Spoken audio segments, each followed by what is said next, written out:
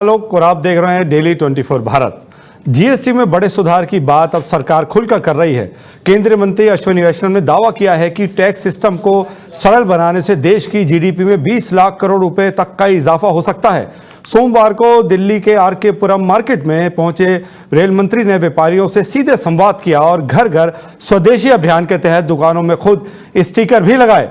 वहीं विपक्ष पर निशाना साधते हुए अश्विनी वैष्णव ने कहा, यूपीए सरकार के वक्त टैक्स का आतंक था। सीमेंट पर 30%, सैनिटरी पैड पर 13% और डिटर्जेंट पर 30% टैक्स लगा था, लेकिन एनडीए सरकार ने इन सभी पर टैक्स घटा दिया है। आज सैनिटरी पैड पर 0 टैक्स है, डिटर्जेंट और फुटवेयर पर सिर्फ 5% टैक्स लगता है। मंत्री का दावा है कि जीएसटी सुधार से व्यापार करना अब पहले से ज्यादा आसान हो गया है। रोजमर्रा की जरूरी चीजों से लेकर लाइफ सेविंग मेडिसिन तक करीब 370 वस्तुओं पर टैक्स घटाया गया है। नई टैक्स व्यवस्था के तहत अब सिर्फ 2 स्लैब हैं, 5% और 18%, जबकि लग्जरी और नशे की चीजों पर 40% टैक्स अलग से रखा गया है। वहीं वित्त मंत्री निर्मला सीतारमण का कहना है कि इस रिफॉर्म का मकसद है लोगों की जेब में ज्यादा पैसा पहुंचना, जिससे मांग बढ़ेगी और इकोनॉमी में 2 लाख करोड़ रुपए का निवेश आएगा। कुल मिलाकर जीएसटी में सुधार के जरिए सरकार ने टैक्स को आसान और लोगों के लिए फायदेमंद बनाने की कोशिश की है और अब सरकार का दावा है इसका असर सीधे देश की आर्थिक प्रगति पर दिखेगा।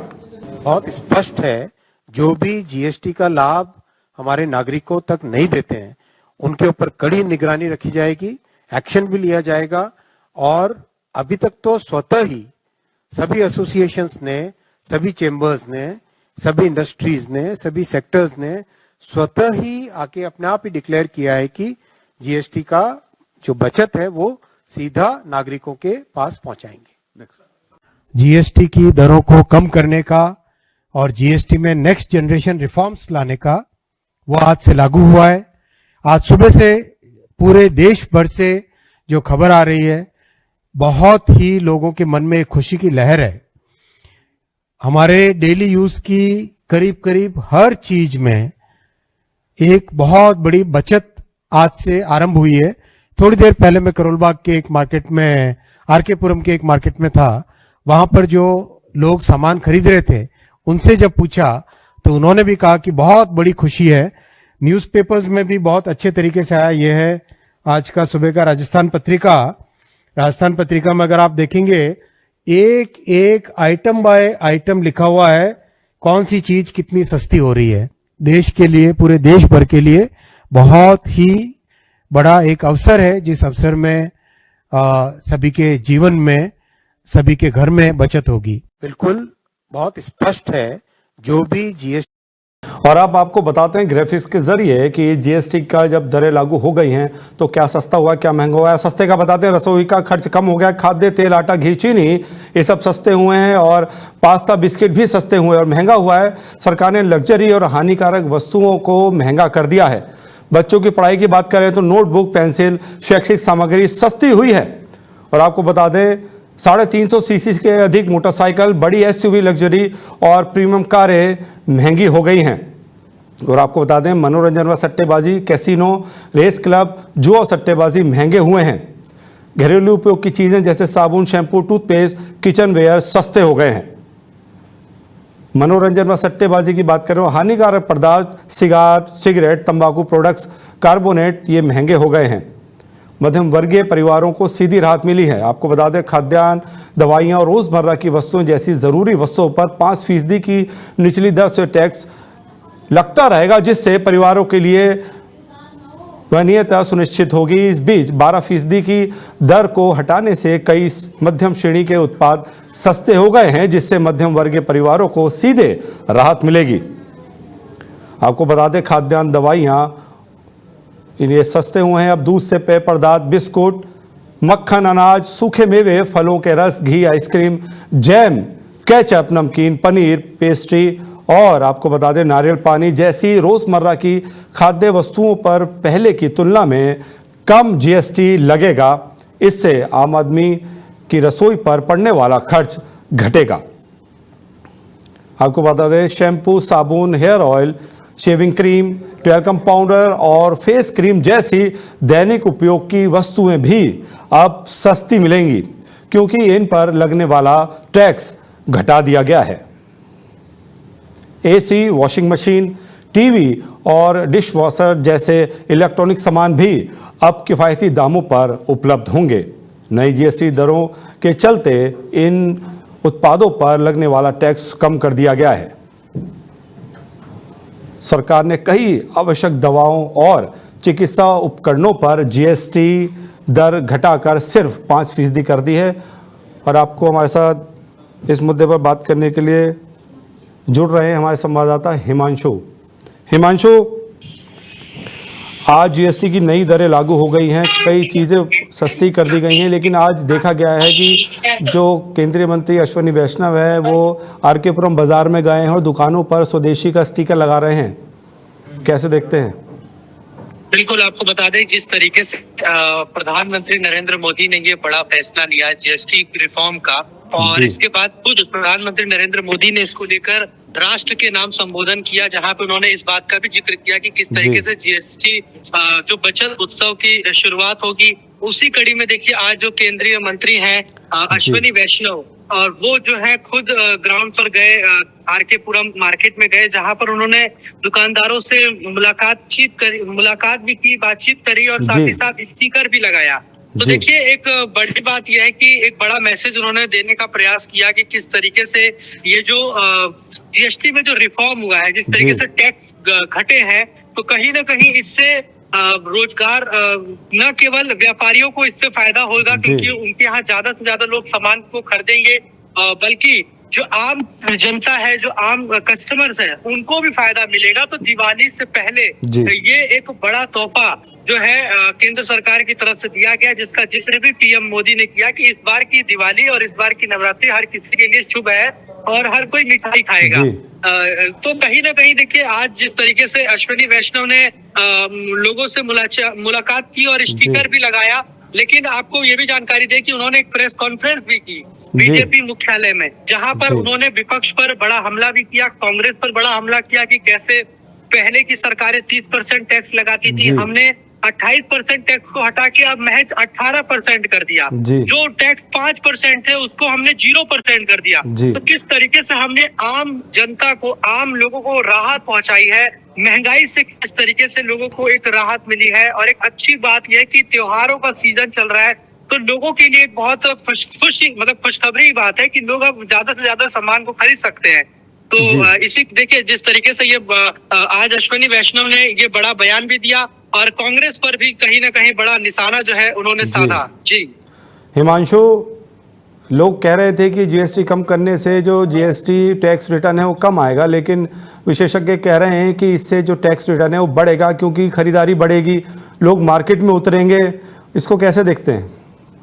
बिल्कुल, देखिए जिस तरीके से जब टैक्स कम लगेगा किसी भी सामान में तो उसकी खरीदारी बढ़ेगी, लोग ज्यादा से ज्यादा उसको खरीदेंगे, तो इससे कहीं ना कहीं रोजगार के भी अवसर पैदा होंगे। क्योंकि जब मार्केट में ज्यादा खरीदारी होती है, उसकी जब ज्यादा डिमांड होगी, लोग ज्यादा उसको खरीदेंगे, तो कहीं ना कहीं इससे देश की अर्थव्यवस्था की बात करें, इकोनॉमी की बात करें, उसमें भी बहुत सुधार होगा और आम पब्लिक की जेब पर भी इसका सीधा सीधा असर पड़ेगा।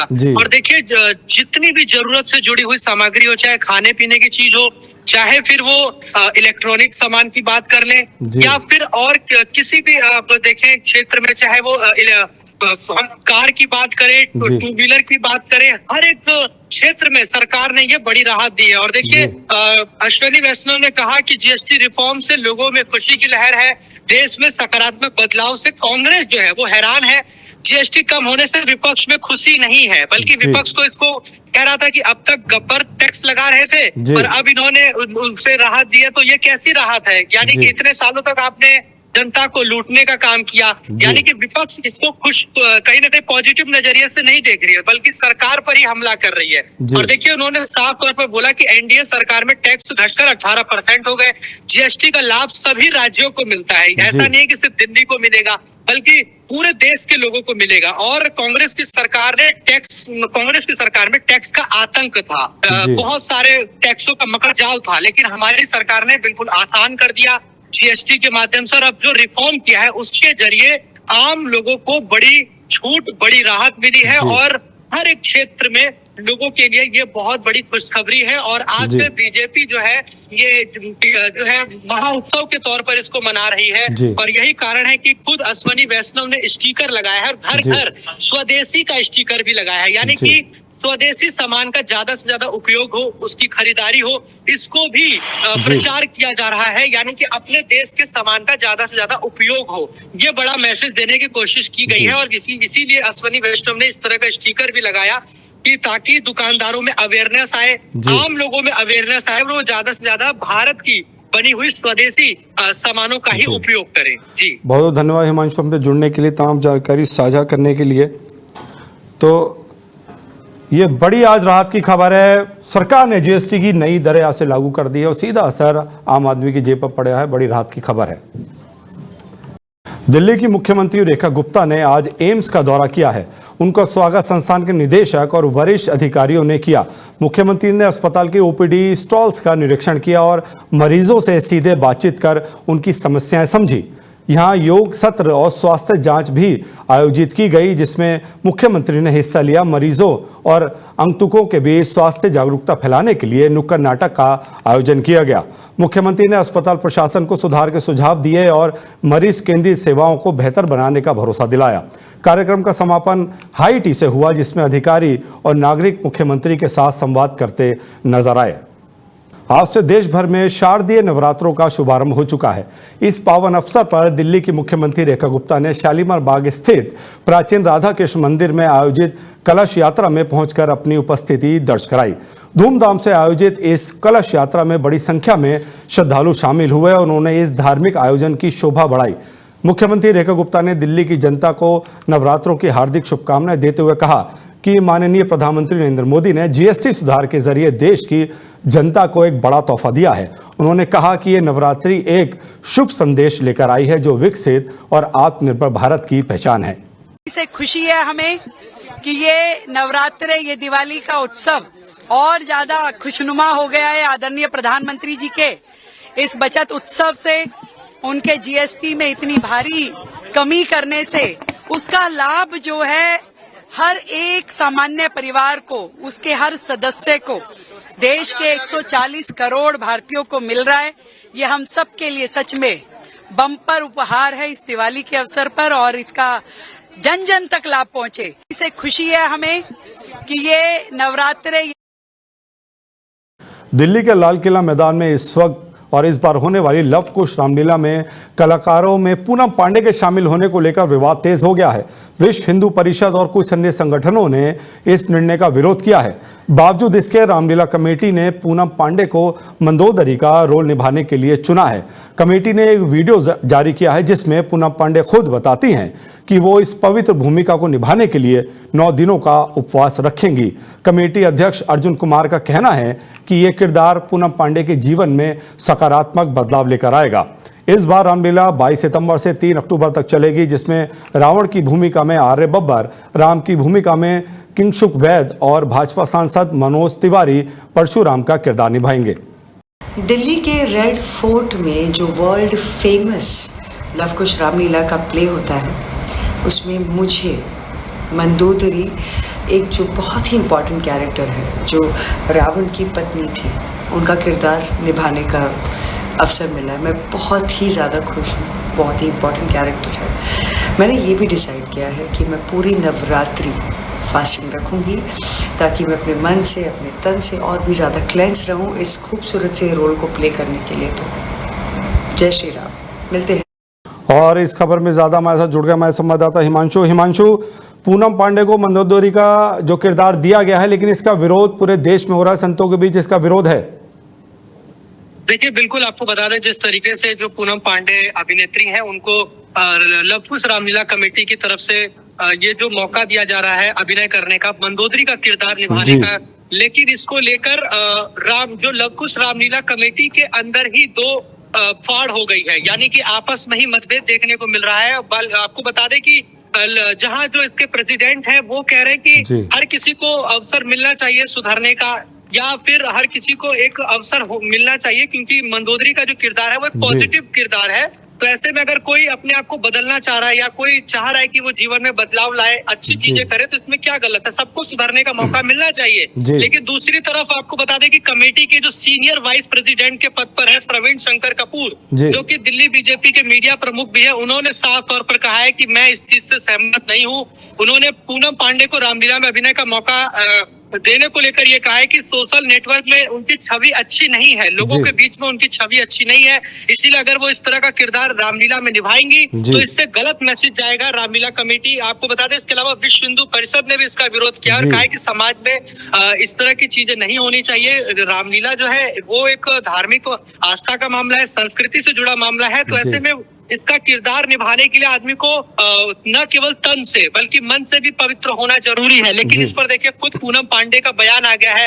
उन्होंने एक वीडियो जारी करके बोला है कि वो मंदोदरी का किरदार निभाने जा रही हैं, इस बात की उन्हें बहुत खुशी है और वो ये भी कह रही है कि वो इस 9 दिन जो है व्रत रखेंगी, यानी कि अपने मन को शुद्ध रखेंगी, अपने तन को शुद्ध रखने की कोशिश करेंगी और इसके लिए वो तपस्या, यानी कि एक तरीके से कहें कि वो अपने आप को ये दिखाना चाह रही हैं कि किस तरह से वो अपने आप को बदलना चाहती हैं और इस किरदार के माध्यम से वो अपने जो पुराना जो उनका एक इतिहास रहा है उसको वो कहीं ना कहीं बदलने की कोशिश कर रही हैं और यही कारण है कि उन्होंने बोला कि वो तन से मन से शुद्ध रहेंगी और इसके लिए वो व्रत भी रहने वाली है। तो ये बड़ी बात है। तो अब देखना ये रहेगा, क्योंकि ये भी कहा गया है कि इसको लेकर एक मीटिंग होगी, रामलीला जब शुरू होने जा रहा है उससे पहले एक दिन पहले मीटिंग भी होनी है और ये तय हो जाएगा कि वो किरदार निभाएंगी या फिर नहीं। लेकिन देखना बड़ा ही दिलचस्प रहेगा कि पूनम पांडे मंदोदरी के किरदार में दिखती हैं या फिर इसको लेकर कोई और भारी बवाल जो है देखने को मिलता है। जी हिमांशु, बहुत बहुत धन्यवाद हमसे जुड़ने के लिए, तमाम जानकारी साझा करने के लिए। तो पूनम पांडे के किरदार को लेके विरोध प्रदर्शन जारी है। अब देखना होगा कि पूनम पांडे किरदार निभाएंगी या नहीं। दिल्ली से उत्तराखंड बाढ़ प्रभावित इलाकों के लिए राहत सामग्री से भरे ट्रक को रवाना कर दिया गया है। भारतीय युवा कांग्रेस के राष्ट्रीय अध्यक्ष उदय भानु चिब ने कांग्रेस मुख्यालय से इस राहत ट्रक को हरी झंडी दिखाई है। इस ट्रक में आलू, प्याज, तेल, मसाले, दवाइयां, कंबल और पीने का पानी जैसी जरूरी सामग्री है। उदय भानु चिब ने कहा कि मुश्किल वक्त में इंसानियत सबसे बड़ी ताकत है और हर जरूरतमंद तक राहत सामग्री पहुंचाना हमारा कर्तव्य है। उन्होंने केंद्र सरकार पर भी सवाल उठाया और कहा कि संकट की घड़ी में राजनीति नहीं बल्कि ठोस कदमों की जरूरत है। इस मौके पर युवा कांग्रेस के कई वरिष्ठ नेता और कार्यकर्ता भी मौजूद थे। सर गंगाराम के सीनियर सर्जन को भी अवार्ड डॉक्टर अनमोल आहूजा किए गए अवार्ड से सम्मानित। तो आपको आगे ले चलते हैं इस खबर में। अगली खबर जो अभी हमको बता रहे थे, जहां देश के 2 ख्याति प्राप्त चिकित्सकों को उनके उत्कृष्ट मानव सेवा के लिए सम्मानित किया गया है, जिसमें पहला नाम नेत्र चिकित्सक डॉक्टर नीतू गंगरेजा अरोड़ा का है, जिन्हें टाइम्स अवार्ड से सम्मानित किया गया है। ये अवार्ड उन्हें एक विशेष इवेंट में भाजपा सांसद मनोज तिवारी द्वारा दिया गया है। बता दें, डॉक्टर नीतू अरोड़ा को नेत्र चिकित्सा में महारत हासिल है। 20 वर्षों से लोगों की सेवा करती आई हैं। हजारों लाखों लोगों को अपनी चिकित्सा से मरीजों की आंखों में नई रोशनियां देती आई हैं। अवार्ड मिलने के बाद डॉक्टर नीतू ने कहा, यह सम्मान उनकी जिम्मेदारियों को बढ़ाएगा। वहीं इस कड़ी में सर गंगाराम अस्पताल के सीनियर सर्जन डॉक्टर अनमोल आहूजा को JW मेरिट में आयोजित एशिया पैसिफिक हर्निया सोसाइटी द्वारा सम्मानित किया गया है। डॉक्टर आहूजा ने HSI के अंतर्राष्ट्रीय सत्र परीक्षा में प्रथम पुरस्कार जीतकर यह उपलब्धि प्राप्त की है। डॉक्टर आहूजा इससे पहले भी जटिल ऑपरेशनों के लिए सम्मानित किए जा चुके हैं। इस बुलेटिन में इतना ही। अपना ख्याल रखिए और देखते रहिए डेली 24 भारत। नमस्कार।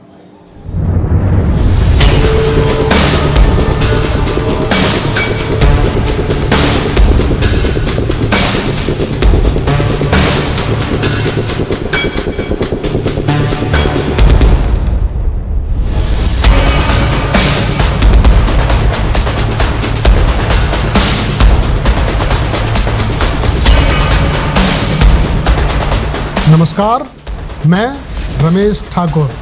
जल्द ही डेली 24 भारत पर होगा हाई अलर्ट।